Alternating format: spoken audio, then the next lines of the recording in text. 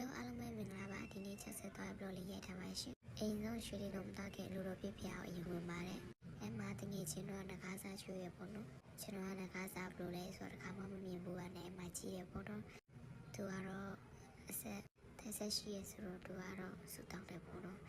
အဲ့ပြီးတော့ကျွန်တော်မမြင်ဘူးလို့လိုက်ဖက်ကြည့်ပါတယ်ကျွန်တော်မမြင်ဘူးတော့အထူးဆန်းနေဖြစ်တော့ view လိုက်ရပြီးကြည့်နေပါတယ်ရှင်ဆိုင်တန်ပုံစံနေနဲ့ဒါမျိုးကြွားတယ်ပေါ့နော်ကျွန်တော်ကတော့ထူးဆန်းဖြစ်နေပါတယ်ရှင်အ